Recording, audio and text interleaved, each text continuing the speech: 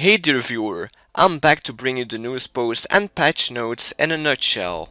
And today's RuneScape update is all about the much desired boss pet overrides, as well as God Wars Dungeon 2 improvements.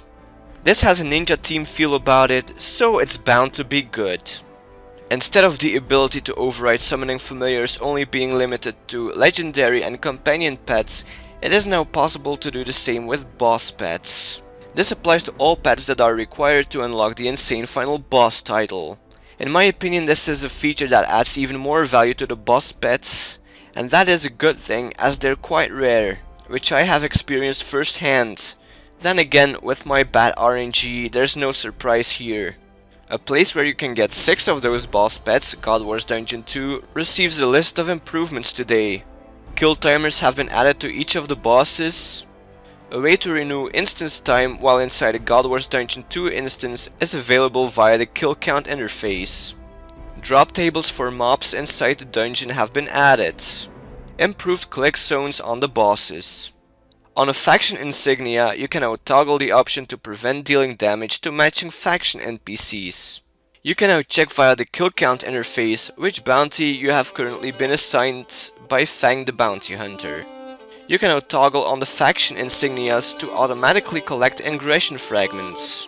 The Aftershock Invention perk will now proc more frequently. I'm level 10 Invention, and what is this? A tooltip for your current reputation points has been added to the kill count interface. A slimmer and smaller version of the kill count interface is now available. Bloom for the Twin Furies weapon gems has been added.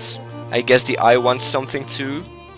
Well, I've been getting more into God Wars Dungeon 2 myself lately, and I can tell you that all these are very welcome improvements. Now, let's take a look at the patch notes.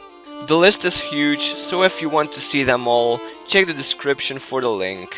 In this video, I'll only mention the important ones. Boss pet objects are no longer destroyed on death. Instead, they can be reclaimed from death with a reclaim cost of 8,000 coins each. I feel sorry for everyone who lost a boss pet that way. Using a channel melee ability on a target out of the equipped weapons range now causes the character to run towards the target and perform the ability. Oh, there have been so many times that I've wondered why my assault wasn't activating. Improved the following Seren spells and prayers. Fortitude now grants plus 15% defense, plus 3% damage reduction, 10 life points plus 10 life points per constitution level, and plus 10% accuracy when using defensive abilities.